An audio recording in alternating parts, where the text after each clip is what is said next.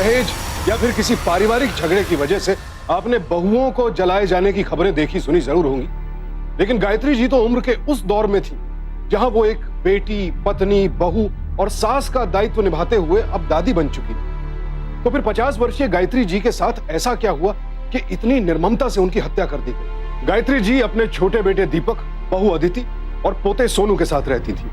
उनका बड़ा बेटा रमेश और बहू मधु उनके साथ नहीं रहते थे, लेकिन हर रविवार वो उनसे मिलने जरूर आया करते थे।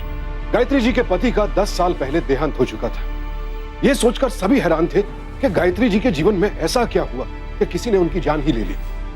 क्या था राज इस पूरे घटनाक्रम का, यह जानने के लिए देखते हैं बीते कुछ हफ्तों की घटनाएं। बाएं पाँव आगे रखेंगे और दाएं पाँव स्ट्रेट रखेंगे और डीप धीरे धीरे नीचे सीधा रखिए और दोनों हाथ सांस को बंद करते हुए ऊपर लेके आना है।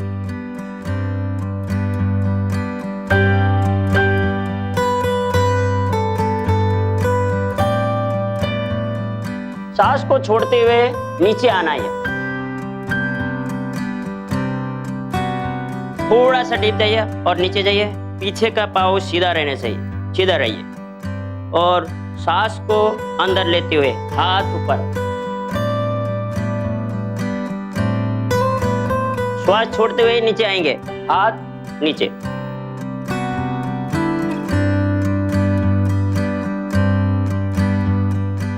गायत्री जी, आपको ज्वाइन किए काफी समय हो गया, फिर भी आपके आसन थोड़े, कभी कभी घर पे भी अभ्यास किया करो। वो क्या है ना दिनेश जी, घर में इतना सारा काम होता है, फुर्सत कहाँ मिलती है। फुर्सत की आपने अच्छी कही।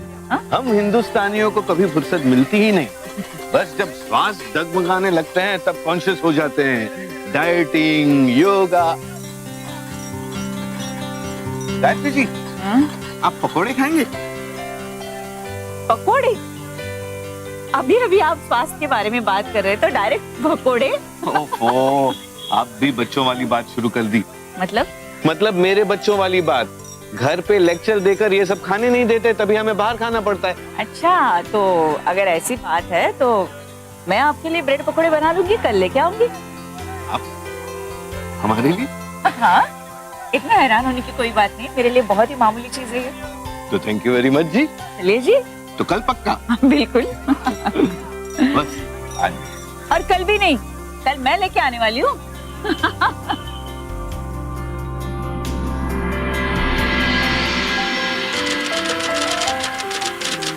अरे वाह, आज पकौड़े।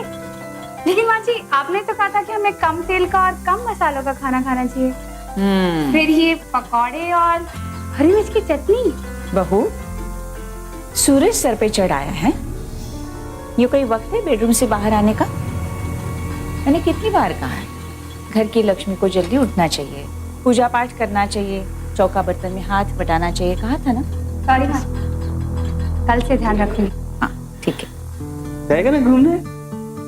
माँ, हाँ आपको तो पता ना सोनू की स्कूल में छुट्टी है। हाँ हाँ पता है। तो मैंने आप दोनों के लिए एक प्लान बनाया है। आप सोनू को गार्डन घुमाने ले जाना, फिर मॉल। सोनू का भी मन बहल जाएगा, क्योंकि आज अदिति का अपनी फ्रेंड मानसी के साथ शॉपिंग का प्लान जो है, तो सोनू को।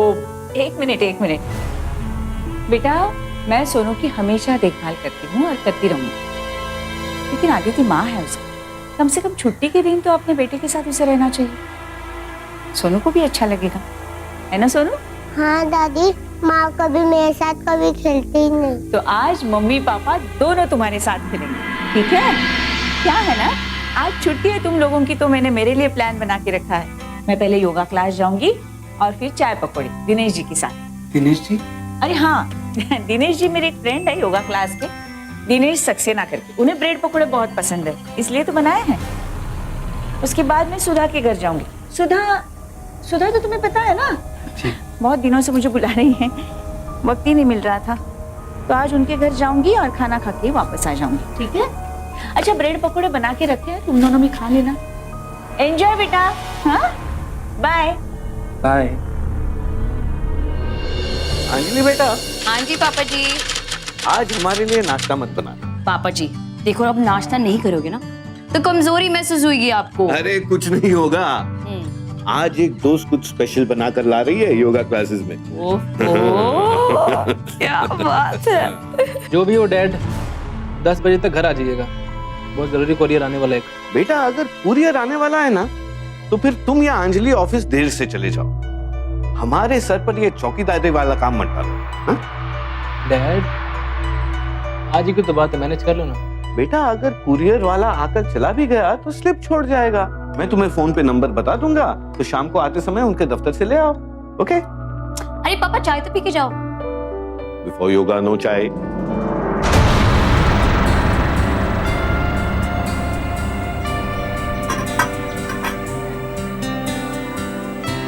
आहा, खुशबू तो बड़ी अच्छी आ रही।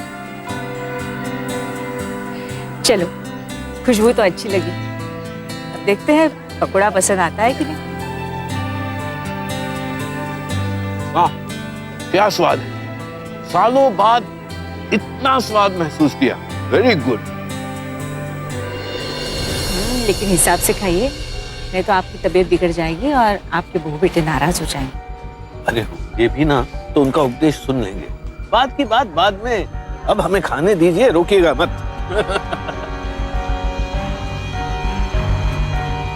गायत्री जी, आपके पति बड़े भाग्यशाली थे कि उनको इतना स्वादिष्ट खाना पकाने वाली बीवी जो मिली। अरे क्या कर रहे आप, ये लीजिए पानी पीजिए आप। धीरे से धीरे से, थैंक यू। आराम से खाइए, पकौड़े की भागे नहीं जा रहे। क्या करूं, नीयत खराब हो गई थी। गायत्री जी बात बताऊं? हाँ जी बताइए। घर पे बेटा बहू दोनों हैं, मगर किसी को फुर्सत नहीं कि हमारे साथ थोड़ी देर बात कर। आपके साथ घंटा आधा घंटा बात कर लेता हूँ, पूरा दिन मन प्रसन्न हो जाता है। आप भी ना। नहीं सच में, आपके साथ बात करना जैसे कि पकोड़े पे चटनी।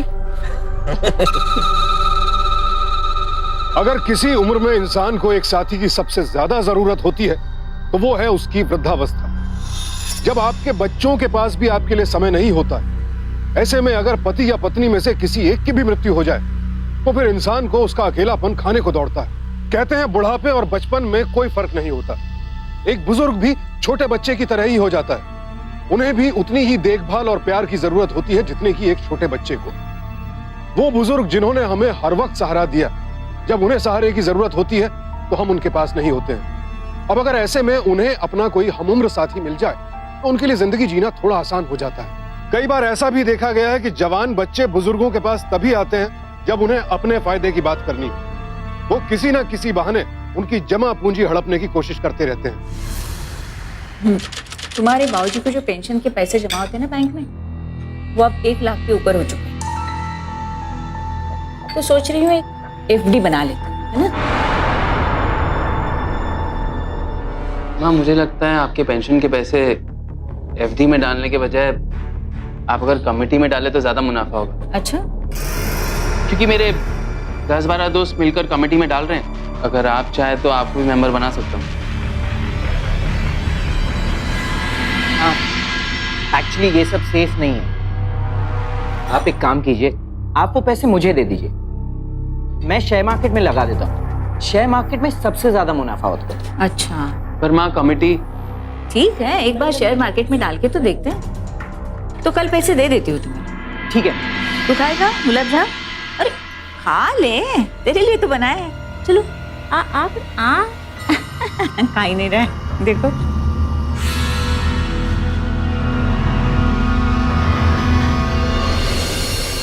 पैसे चाहे आप कमेटी में डाले या शेयर मार्केट में, दोनों ही रिस्की है।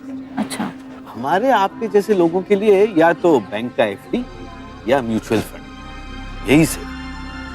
तो ठीक है, म्यूचुअल फंड में पैसे डाल देते हैं। उसके लिए कुछ करना पड़ता है क्या? बहुत सिंपल है, बस एक डीमैट अकाउंट खुलवाना होता है। डीमैट? आप ना आपका मोबाइल नंबर हमें दे दीजिए। वो क्या होता है ना, छोटी छोटी चीजों की सलाह लेने के लिए दूसरे दिन का इंतजार करना पड़ता है। लाइए हम एंटर कर देते हैं।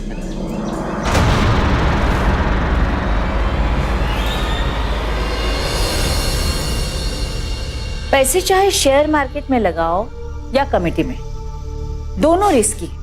तो मैं तो म्यूचुअल फंड में पैसे डालना चाहती हूँ। दीपक तुम एक काम करो, मेरा डीमैट अकाउंट खुलवा दो। माँ आपको म्यूचुअल फंड के बारे में कुछ पता भी है कि नहीं? वो मैंने बताया नहीं था, वो मेरे फ्रेंड है योगा क्लास में दिनेश जी करके, उन्होंने सलाह दी है मुझे। माँ, आप अपने बच्चों पर भरोसा ना करके किसी बाहर वाले की बात मान रही है? अरे हाँ माँ, आप पैसों के मामले में औरों का यकीन कैसे कर सकती है? अगर आपके पैसे डूब गए तो? अरे नहीं, वो ऐसे वैसे नहीं है, भले इंसान है। पूरी उम्र उन्होंने बैंक में बिताई है, लाभ हानि के बारे में तुम दोनों से वो बेहतर जानते हैं। हाँ, जब आप बुढ़ापे में अकेले होते हैं तो कई बार आपके अपने भी अपने स्वार्थ के लिए आपको सही सलाह नहीं देते हैं। ऐसे में सावधान और जागरूक होने के साथ साथ आत्मनिर्भर बनना बड़ा जरूरी है, ताकि आप किसी भी बात के लिए दूसरों पर आश्रित रहें ही ना। गायत्री जी के बच्चों को यह जानकर बड़ी हैरानी हुई कि गायत्री जी पैसों के मामले में किसी और से सलाह मशवरा करती है। क्या योगा क्लास के अपने साथी दिनेश जी के साथ दोस्ती आने वाले दिनों में गायत्री जी के लिए बड़ी मुसीबत बनने वाली थी? बहरहाल आने वाले इस खतरे से अनजान गायत्री जी अपने जीवन के कुछ सुखद पलों को जी रही थी। 3 बज रहे हैं, कहाँ रह गई होंगी माँ जी? अभी तक आई क्यों नहीं? बेटा आप ना ये वाला करो, हाँ मम्मा को एक फोन करना है।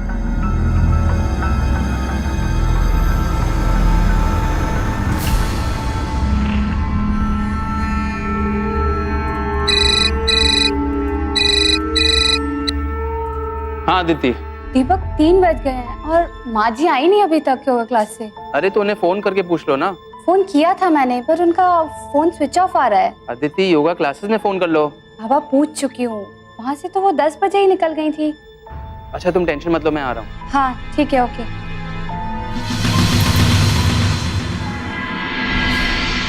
पर रमेश भैया से पूछ लेती हूँ, शायद वहाँ गई हूँ।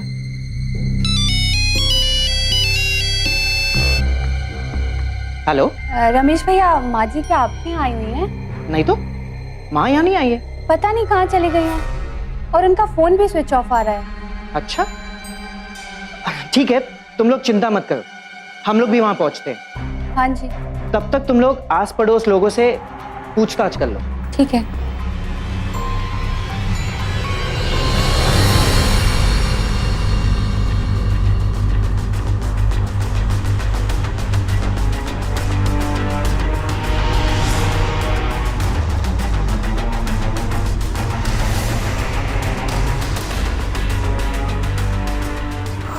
आंटी जी क्या आपने मेरी माँ को देखा? नहीं बेटा, हमने तो नहीं देखा, लेकिन क्या हुआ? कहकर गई थी कि बाजार जा रही हूँ, अब तक घर लौटी नहीं। दीपक बेटा, गायत्री जी को 2 दिन पहले मैंने गार्डन में एक बुजुर्ग आदमी के साथ बातें करते हुए देखा था। और हाँ, एक बात और याद आई, एक दिन तो दोनों को मैंने मार्केट में साथ साथ पानी पूरी खाते हुए देखा। हो सकता है कि उन्हीं के साथ चली गई हूँ। क्या आप बता सकती हो आदमी कौन है? नहीं, मैं उन्हें जानती तो नहीं हूँ, लेकिन तू पता करो ना बेटा, आजकल जमाना बहुत खराब है। अच्छा चलते हैं।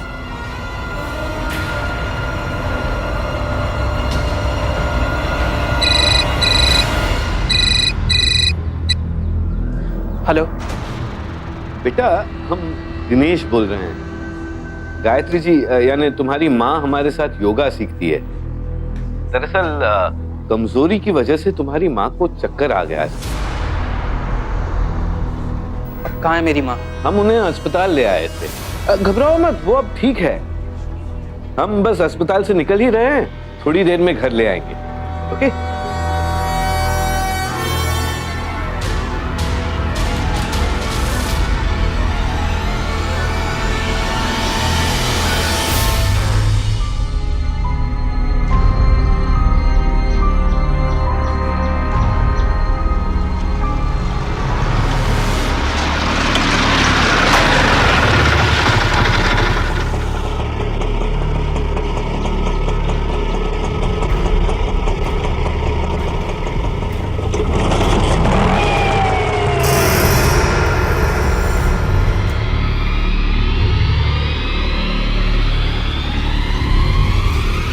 माँ कहाँ थी अब तक? कम से कम एक फोन तो कर देती हमें। बेटा, ये बेहोश थी और फोन इनके हाथ से छूटकर गिर गया था, स्विच ऑफ हो गया था। जब इनको होश आया तो मैंने इनसे तुम्हारा नंबर लेकर फोन तो कर दिया था ना। माँ, कम से कम बताकर तो जाना चाहिए था आप कहाँ जा रही है। आपको अंदाजा भी है हम कितने परेशान हो गए थे। बेटे, अपने माँ से इतने सवाल मत करो, इनकी तबीयत ठीक नहीं। आज हमने पार्टी दी थी योगा क्लास के सारे बुजुर्गों के लिए और हमने जिद की इनसे आने के लिए, वरना ये तो मना कर रही है। माँ, आप चलिए यहाँ से। आइए हाँ ठीक है, वो चलिए, आप देख लें। माँ, आप चलिए आइए। अरे ये इनका फोन।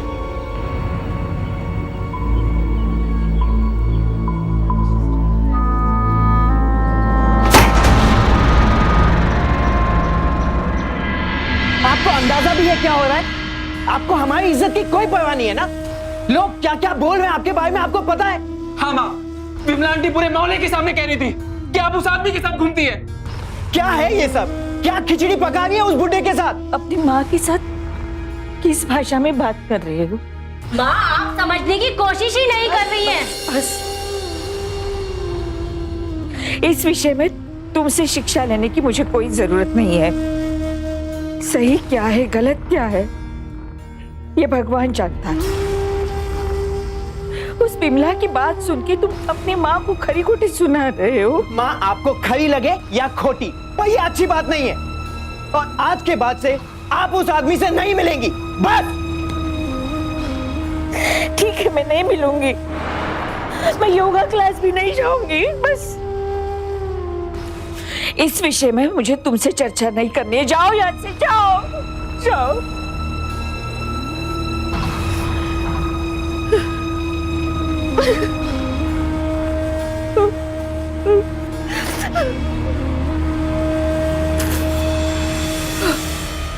लेकिन बेटा, फोन करके बताया तो था। मेरे दोस्त की तबीयत खराब थी, उन्हें हॉस्पिटल ले जाना पड़ा। वही मैंने आपसे कहा ना कि मैंने शहर के सबसे बड़े इंटीरियर डिजाइनर को बुलाया था। आपको होना चाहिए था यहाँ पर, मुझे बाथरूम बनवाना फिर से। लेकिन आप क्यों होंगे घर पे? आपको बाहर घूमने फिरने से फुर्सत मिलेगी तब होंगे ना घर पे। क्यों ना घूमूं? मेरी उम्र हो गई तो क्या जीना छोड़ दूं? सही बोला था मेरे दोस्त कि आप उस बुढ़िया के साथ बाहर घुल मिल रहे हो। मैं ही पागल था जो विश्वास नहीं किया। अपनी आंखों से जब देखा ना इनको, शर्म से आंखें झुक गई थी मेरी। आज भी आप उस बुढ़िया के साथ रासलीला मना रहे होंगे बाहर। खबरदार जो ऐसे जबान में बात की तो तेरा बाप हूं मैं। अरे तुझे तो फुर्सत नहीं है मुझसे बात करने की। अगर गायत्री जी के साथ मैंने बात करके अपने विचार बांट लिए तो उसे गलत नजर से देखता है। आज के बाद ऐसी गंदी जबान में बात की ना तो मुझसे बुरा कोई नहीं होगा।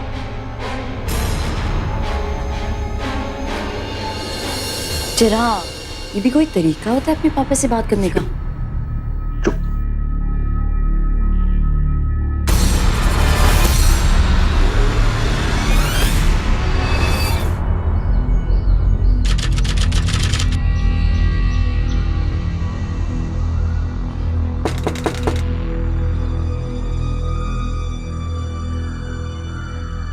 गुड मॉर्निंग बेटा।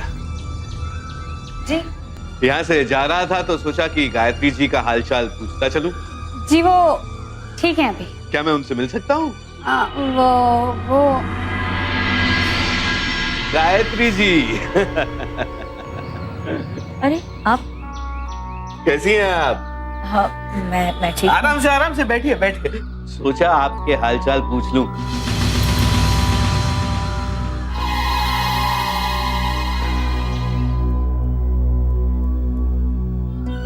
अब ठीक हो? हाँ हाँ, बिल्कुल ठीक हूँ। योगा क्लास में कब से आ रही हैं? हाँ, वो मैंने सोच लिया कि अब इस उम्र में योगा वगैरह सीख के क्या करेंगे। तो वैसे तो घर की भी जिम्मेदारियां बहुत होती हैं, तो बस जितना सीख लिया है उसका अभ्यास कर लेंगे घर में। अच्छा, तो कर्फ्यू लग गया आप पे घर वालों की तरफ से।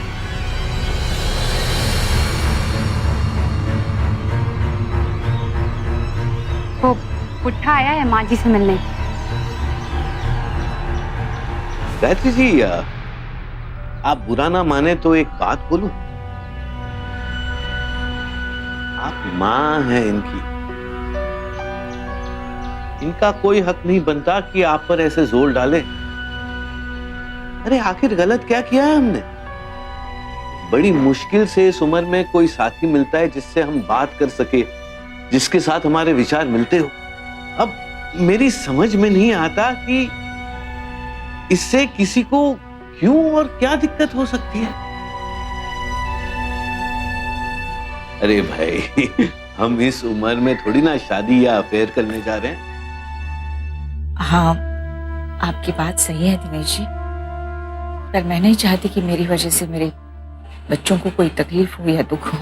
बस अब जितनी जिंदगी बची है उनके साथ और उनकी मर्जी के अनुसार जीना चाहती हूँ।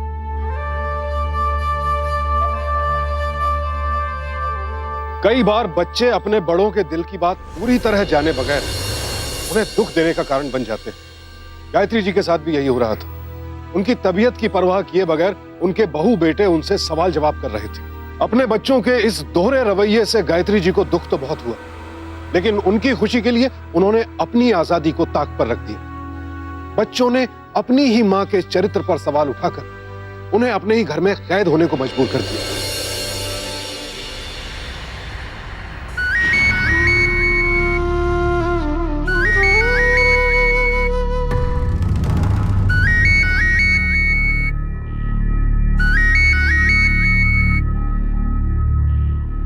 हेलो गायत्री जी नमस्कार, कैसी हैं आप? मैं ठीक हूँ, आप सब कैसे हैं गिरधर जी? हम सब भी ठीक हैं। और वो दिनेश जी को हाई बीपी की वजह से 2 दिन से हॉस्पिटल में भर्ती किया गया है। अब कैसे है उनकी तबीयत? अब तो वो ठीक है, घर पे ही हैं, पर वो आपको याद कर रहे थे। मैंने आपको फोन इसलिए किया कि हम लोग तो उनसे मिल आए, अगर आप भी उनका हालचाल पूछ लेंगी तो उन्हें अच्छा लगेगा। जी मैं देखती हूँ। जी।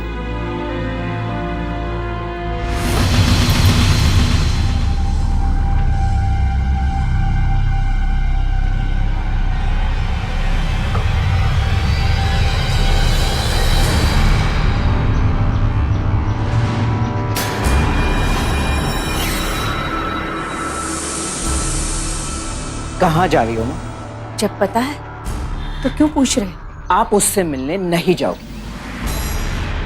अच्छा, कौन रोकेगा मुझे? आप लोगों से बेहतर समझ है मुझ में। माँ हूं तुम्हारी, अपनी कोख से जना है तुम्हें। अपने जीवन में ना मैंने कोई गलत काम किया है, ना करूंगी। अगर तुम में से किसी को भी मुझसे कोई भी आपत्ति हो या लगता हो कि मैं कुछ गलत काम कर रही हूं, तो वो आज ही ये घर छोड़कर जा सकता है, क्योंकि ये घर मैंने और मेरे पति ने अपनी मेहनत से खड़ा किया। तो अगर इस घर में रहना है तो मेरी खुशी का, मेरी मर्जी का थोड़ा सा तो ख्याल रखना ही होगा। अगर नहीं रख सकते हो तो मेरे आने से पहले ये घर छोड़ के जा सकते हो।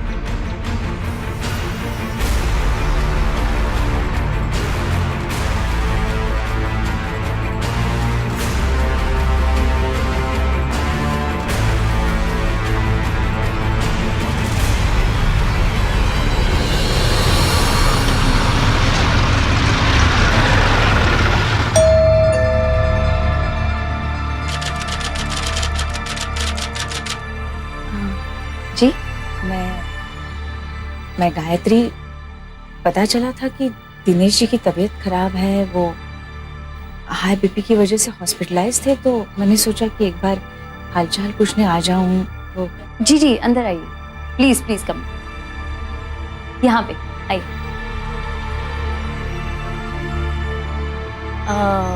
बाबूजी। अरे गायत्री जी, बैठिए आप बैठिए बैठिए बैठिए। इनके लिए कुछ नाश्ता पानी ले आओ। जरूर जरूर, आप बैठिए। आइए आइए। बाद में बात करता हूँ। अंजलि, बस सब ठीक है। ये वही औरत है जो पापा के साथ बाहर घूमती फिरती है? मुझे पता है ये किसी ना किसी तनाव का परिणाम है। I don't know. ये वही औरत है, ये हमारे घर पे क्या कर रही है? चिराग रिलैक्स, सिर्फ हालचाल पूछने के लिए है। तुम कुछ ज्यादा ही रिएक्ट कर रहे हो। देखिए, मेरे पिता की फिक्र करने की आपको कोई जरूरत नहीं है। क्या कर रही हैं आप यहाँ पर? बेटा, ये हमारी हालचाल पूछने हैं। पिताजी, आप नहीं जानते, पैसों के लिए अमीर आदमियों को फांसना पेशा होता है ऐसी औरतों का।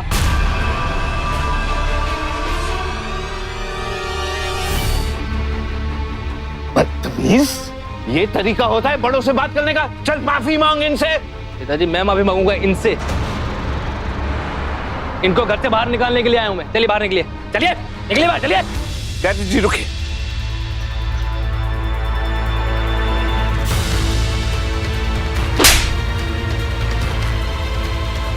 तू कौन है हमारे मेहमान के साथ बेइज्जती करने वाला? ये हमारा घर है। तो खुश हैं आप? खुश हैं आप? पिताजी ने अपने बेटे पे हाथ उठा दिया आपकी वजह से। अब तो ठंडक मिल गई आपको। गायत्री जी रुकिए। जाओ और अभी का अभी माफी मांगो उनसे। बाबूजी, ना मत गुस्सा करिए, प्लीज बैठिए। तबीयत खराब है। बाबूजी प्लीज गुस्सा मत। इतना गुस्सा क्यों कर रहे हो आप? ठीक है बाबूजी।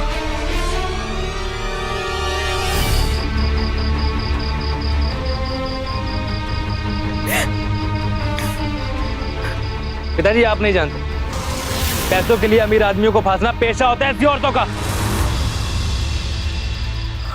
इनको घर से बाहर निकालने के लिए आया हूं मैं। चलिए बाहर निकलिए, चलिए बाहर चलिए।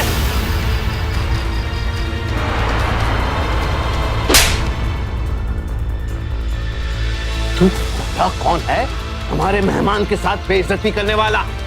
ये हमारा घर है। पिताजी ने अपने बेटे पे हाथ उठा दिया आपकी वजह से। अब तो ठंडक मिल गई आपको।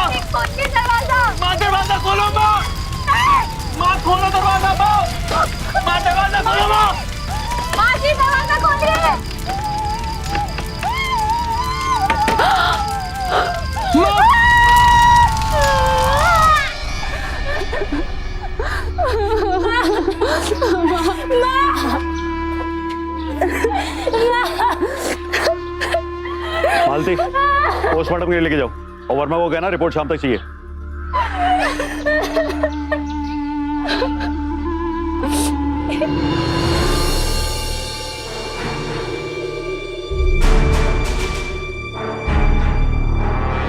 पूरे कमरे में पेट्रोल की बदबू है। जी सर, ऐसा लगता है गायत्री जी को मारने के लिए हत्यारे ने पेट्रोल का यूज किया।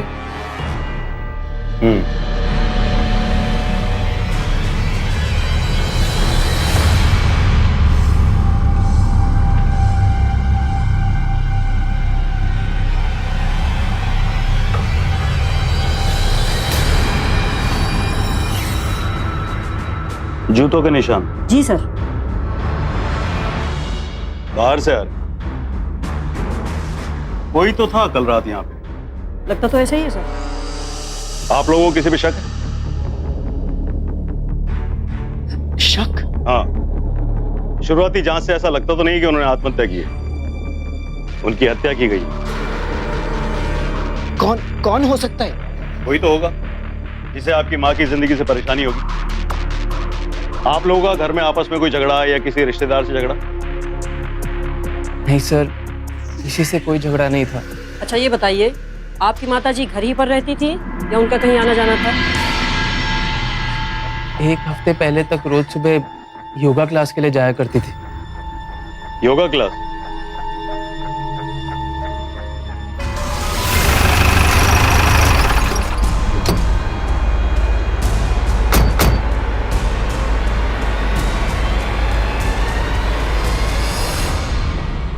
गायत्री जी आप लोगों के साथ में योगा सीखती थी।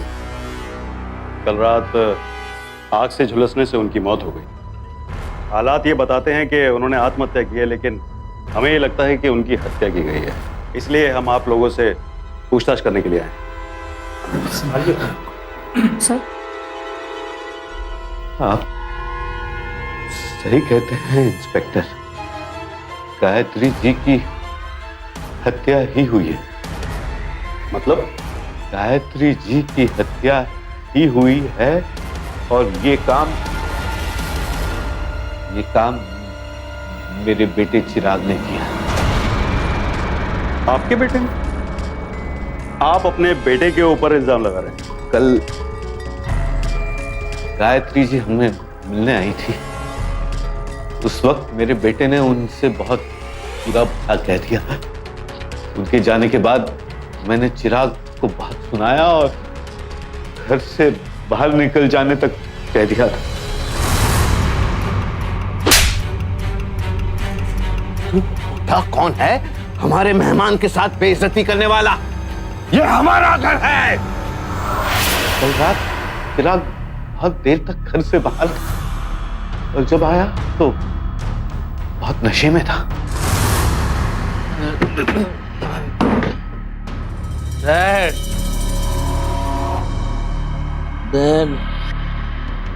वो बुढ़िया हमारे बीच कभी नहीं आएगी। डैड, बुढ़िया नहीं आएगी बाप बेटे के बीच में। उसका इंतजाम मैंने कर दिया है। गायत्री जी जैसे पाक साफ लोग इस दुनिया में बहुत कम मिलते हैं इंस्पेक्टर, और इसीलिए जिसने भी उनकी हत्या की है उसे कड़ी से कड़ी सजा मिलनी चाहिए, चाहे वो मेरा बेटा क्यों ना हो। एक सामाजिक संस्था द्वारा किए गए सर्वे के अनुसार हर 8 में से एक बुजुर्ग ने माना कि किसी को उनकी कोई परवाह नहीं है, और हर 13 में से एक बुजुर्ग का कहना था कि वो अपने ही घर में कैद होकर रह गए। एक प्रसिद्ध अंग्रेजी अखबार की खबर के अनुसार बुजुर्गों के साथ होने वाले अपराधों की संख्या साल दर साल तेजी से बढ़ रही है। सन 2010 के मुकाबले 2011 में ऐसे अपराधों में 12% से ज्यादा की वृद्धि हुई। फॉरेंसिक जांच से यह तो साबित हो गया था कि गायत्री जी को पेट्रोल डालकर जलाया गया था, लेकिन उनका हत्यारा कौन था, इसे लेकर पुलिस के सामने अब भी कई सवाल थे, और हत्यारे के खिलाफ कोई भी पुख्ता सबूत ढूंढने में पुलिस अब तक नाकाम रही थी। जिस बेरहमी के साथ गायत्री जी को जिंदा जलाया गया था, उससे यह तो साफ था कि हत्यारा उनके लिए अपने मन में गहरी नफरत पाले हुए था। गायत्री जी की मौत के साथ दिनेश जी ने एक ऐसा साथी भी खो दिया जिसने उनका अकेलापन दूर किया था, उन्हें फिर से जिंदा होने का एहसास दिलवाया था। और अब दिनेश जी की जिंदगी का बस एक ही मकसद रह गया था, गायत्री जी के हत्यारे का पता लगाना और उसे कड़ी से कड़ी सजा दिलवाना। सर मैं मानता हूँ कि मैं उन पर गुस्सा था सर, लेकिन आपको जो इन्फॉर्मेशन मिली है वो गलत है सर। जिस रात उनका खून हुआ मैं अपने दोस्तों के साथ था सर, आगरा हाईवे पे उनके साथ शराब पी रहा था सर। आप चाहे तो उनसे पूछताछ कर सकते हैं। हमें जिससे पूछताछ करनी होगी हम कर लेंगे, तब तक तो वाला चल। सर प्लीज आप बेकार में शक कर रहे हैं सर। मेरे पास उसके बेटे को फोन पे धमकी दी थी सर, इसके अलावा कुछ नहीं। मैंने नहीं मारा सर। तूने उनके बेटे को फोन पे धमकी दी? हाँ सर, लेकिन मैंने बस उसके बेटे को फोन पे धमकी दी थी सर।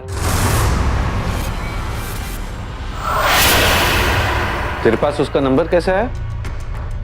बता क्या पूछ रहे हैं पापा? वो गायत्री जी के जाने के बाद मैंने आपके फोन से निकाल लिया था।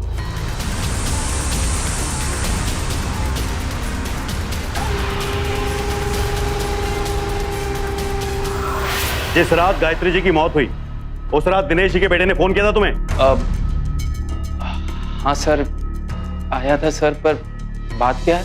क्या कहा था उसने? उसने माँ के बारे में बहुत बुरा कहा था, इसलिए मैंने फोन काट दिया। जब हमने तेरे से पूछा कि तुझे किसी के ऊपर शक है, तब तूने इस फोन कॉल के बारे में क्यों नहीं बताया? सर मैंने बड़े भैया को बताया था। बड़े भैया को बता दिया? जी, उन्होंने कहा किसी को बोलना मत, माँ की इज्जत का सवाल था ना सर। जिस वक्त तुम्हारी माँ की मौत हुई और जिस वक्त ये फोन कॉल आया, उसके दरमियान तुम्हारा भाई आया था तुम्हारे से मिलने के लिए?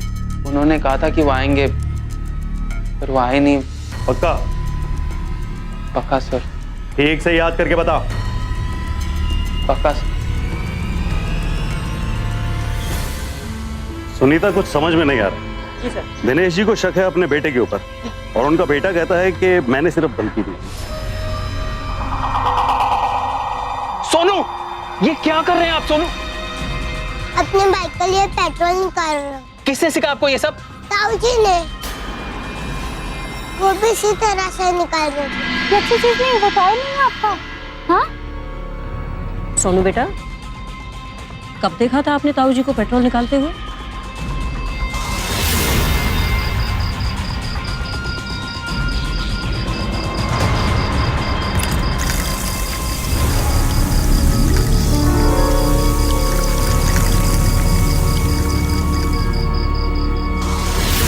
जिस रात दादी घर की तब।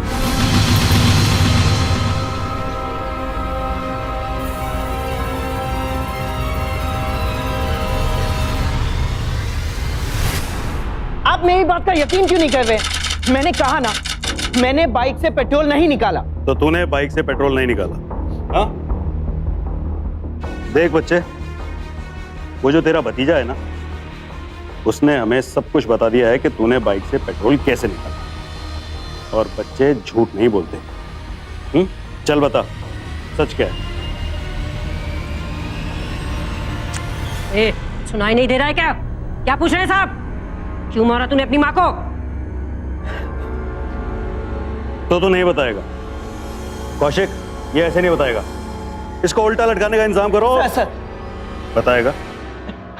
हाँ सर, बता दो। चल बोल। सर, उस रात दीपक ने फोन करके बताया कि माँ फिर से उस दिनेश जी से मिलने गई और इनका बेटा फोन पे माँ के बारे में बहुत गलत सलत बोल रहा था। कोई अनजान आदमी तुम्हारी माँ के बारे में गलत सलत बोलेगा तो तुम उस पर गुस्सा उतारने की बजाय अपनी माँ के ऊपर गुस्सा उतारोगे? क्या गलती थी उसकी? सर, हमारे लाख मना करने के भी बाद माँ इनसे जाके मिली और हमारी काफी बदनामी हो चुकी थी माँ की वजह से। मुझे लगा माँ ऐसे मानेगी नहीं, मुझसे बर्दाश्त नहीं हो रहा था, कुछ समझ नहीं आ रहा था क्या करूं। और गुस्से में आके मैं घर गया, बाइक से पेट्रोल निकाला।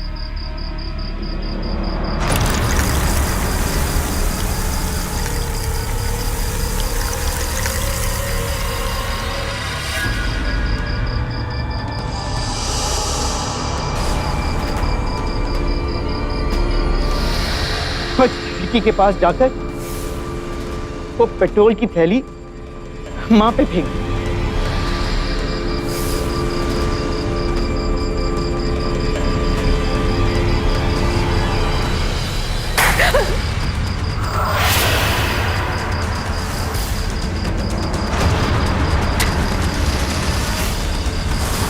मां, तूने हमारी बहुत बदनामी करा ली है, लेकिन अब बस।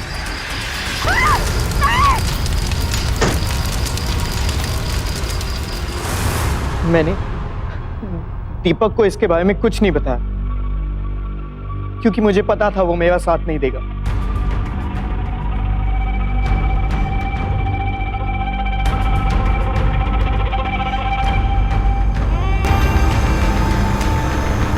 सिर्फ झूठे शक और गंदी सोच की वजह से तूने उस औरत को मार दिया जिसने तुझे जन्म दिया। तुझे जरा सी भी चोट लगती होगी ना तो तेरी मां को उसका दर्द लगता होगा, और ऐसी औरत को तूने उसे इतनी तकलीफदायक मौत दी। तेरे जैसे बेटे से तो इंसान बेऔलाद रहे बेहतर है।